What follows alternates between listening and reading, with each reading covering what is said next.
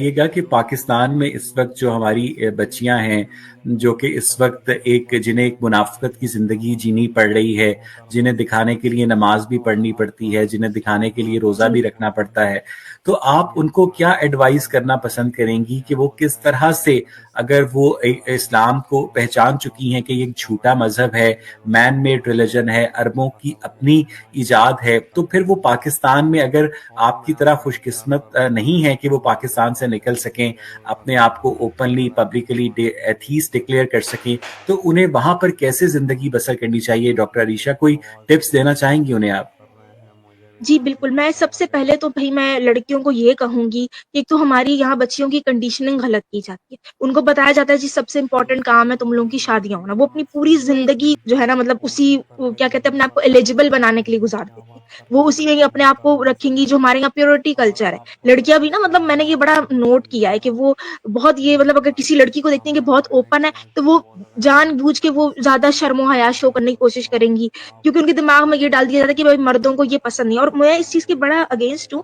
Even जैसे आपने ये मेंसेस इन चीज़ों की बात की, ये शुरू से ही ना औरतों को कंडीशनिंग की जाती है कि आपने अपनी जो लाइफ है, हर उसका मामला मर्द के मुताबिक गुज़ारना है। ठीक है, अब अगर मर्द को आपके मेंसेस से प्रॉब्लम है तो उसको पता नहीं होना चाहिए कि आपको मेंसेस है।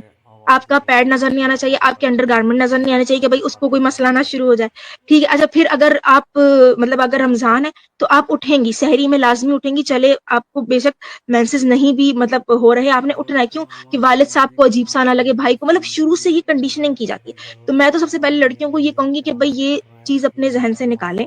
सबसे पहला जो बात होती है ना, वो होती है कि आपको फाइनेंशियली जब तक आपको फ्रीडम ना हो, आप कुछ नहीं कर सकते। मैं भी अगर यहाँ आने के काबिल हुई हूँ ना, तो मैं फाइनेंशियली स्टेबल हुई थी, उसके बाद ही मैं इस काबिल हुई हूँ कि मैं अपना ये मतलब फैसले ले सकती थी और मैं अपने खानदान वालों को जो है ये जवाब दे सकती थी कि भई अगर उन्होंने मेरे ऊपर ज़ोर ज़बरदस्ती की, तो इवन पाकिस्तान में मेरे पास ठिकाना है कि मैं घर छोड़ के अलग जाके रेंट पे रह सकूँ। ठीक है? तो हम्म। ये सबसे पहले लड़कियों को जो है ये अपने आप को फाइनेंशियली तौर पे मजबूत करें वो। अब और फिर अपनी थिंकिंग चेंज करें। ठीक है? अपने आप को मतलब सोसाइटी के प्रेशर में ना लेकर आएँ कि अगर कहा जाता है सोसाइटी में कि भई आपकी 25 साल की उम्र में शादी होनी ही होनी है तो आपको करनी ही करनी है। ठीक है? क्योंकि एक टाइम पे मैंने भी ये प्रेशर बर्दाश्त किया और उसमें मैंने आके गलत फैसला भी किया। ठीक है? और मेरा बीच में एक निकाह भी हुआ था, ख़ैर फिर मैंने ज़ाहिर बात है उसमें मेरे साथ फ्रॉड भी हो गया और मैंने उनको छोड़ दिया। लेकिन मैंने फिर उसके बाद से मैंने ये तहैया कर लिया कि भई मैं ज़िंदगी अपनी मर्ज़ी के मुताबिक गुज़ारूँगी। किसी का भी इवन पेरेंट्स भी आपको कहते हैं कि आपको भई शादी करनी है इस एज में, आपके लिए ये ज़रूरी नहीं होना चाहिए।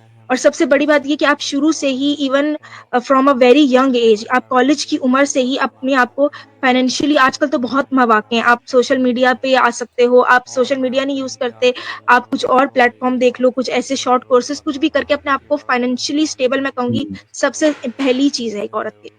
मैं भी अगर आज यहाँ आने के काबिल हुई हूँ तो इसीलिए हुई हूँ और कोई अच्छा, दूसरी डॉक्टर अलीशा, ये सोच लाने की बताइएगा कि ज़रूरत जब आप मेडिकल कॉलेज में पढ़ती थी और हुँ, हॉस्पिटल में जॉब करती थी, तो आपके साथ जो आपके क्लास फेलोज इस्लाम के ऊपर यकीन रखते थे, तो हुँ, बीइंग अ डॉक्टर तो आपको एनाटॉमी पढ़ाई जाती है, फिजियोलॉजी हुँ, पढ़ाई जाती है, वेस्टिजियल ऑर्गन्स के बारे में बताया जाता है, और आपको एक पूरा जो थ्योरी ऑफ एवोल्यूशन जो है, उसके तहत जिस तरह से हयात जो है सयारा ज़मीन के ऊपर नमू हुई, वो पढ़ने का मौका मिलता है।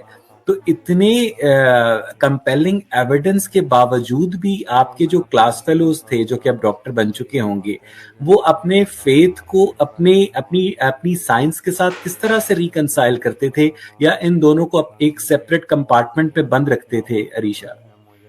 देखिए, सबसे बड़ी बात ही यही है कि एक तो हमारे यहाँ ये जो लोगों की मज़हब को लेके है ना अंधी अकीदत, एक ये है और दूसरी बात ये कि हमारे यहाँ बच्चों की तरबियत ऐसी की जाती है कि उनको कभी सोचने पर आउट ऑफ बॉक्स कुछ थिंक करने पर मतलब उनको किया ही नहीं जाता कंपेल। हालाँकि ये चीज़ आपकी बचपन से एक ट्रेनिंग होनी चाहिए। अब उसमें ये होता है कि जो बच्चे खुद से कर लेते हैं, वो फिर एथियज़्म या दूसरी तरफ आते हैं। अब ये बड़ी कॉमन सी बात है इवन आपको तो पता है कि कुरान में सारी एम्ब्रियोलॉजी गलत लिखी हुई है। ठीक है? और हम्म। हम तो medical student as a medical student इस चीज़ को सही बहुत अच्छी बात तरह है। से लर्न करते हैं। ठीक है? अब ये चीज़ तो बाद में आती है। आप यही सोचिए कि भई मिट्टी से पैदा किया, मतलब पसली से निकाला, पसली से आप कैसे 1.5 या जमे 2 हुए केजी खून का के बच्चा आप लोथड़े से निकाल के पैदा दोगे? किया, ठीक है? वो अल्लाह मियाँ का अपने कुरान में खुद ही अल्लाह मियाँ को समझ नहीं आ रही कि मैं कहाँ पर क्या बात करके भूल जाता हूँ। जो पहली वही है, इकरा बिस्मि रब्बिकल लज़ी खलक खलकल इंसानु मिन अलक, पढ़ अपने रब के नाम से जिसने तुम्हें जमे हुए खून के लोथड़े से पैदा किया। तो ये बेसिकली एरिस्टोटल की बायोलॉजी थी कि जब मर्द का सीमन औरत के मेंस्ट्रुअल ब्लड से मिलता है तो जमा हुआ खून का लोथड़ा बनता है जिससे इंसान की डेवलपमेंट होती है। और अब ये एम्ब्रियोलॉजी गलत साबित हो गई है और हमें पता जी, है कि जायगोट से इंसान की डेवलपमेंट जी। होती है। तो इतनी गलतियां हैं कुरान में, आपके मेडिकल स्टूडेंट्स को, आपके क्लास वालों को नजर नहीं आती और वो जुम्मे पे देखिए, जुम्मा, एक निकाह पे इसकी निकाह मारी जाते हैं। जी, बिल्कुल। एक तो ये है कि भई हमारे यहाँ क्रिटिकल थिंकिंग बिल्कुल लैक करती है लोगों में, ठीक है? अच्छा, फिर दूसरी एक और वजह ये आ जाती है कि ये लोग खुद ही तो कुरान का सही से मुताला नहीं करते। सही बात बहुत है, से लोग सही बात होंगे सही बात जिनको है। ये पता ही नहीं होगा कि एम्ब्रियोलॉजी ये गलत उस लिखी मौलवी के हुई आगे है। सर झुकाकर बैठ जाते हैं जो मेडिकल कॉलेज में एडमिशन ना होने की वजह से मदरसे में जाके बैठ गया था।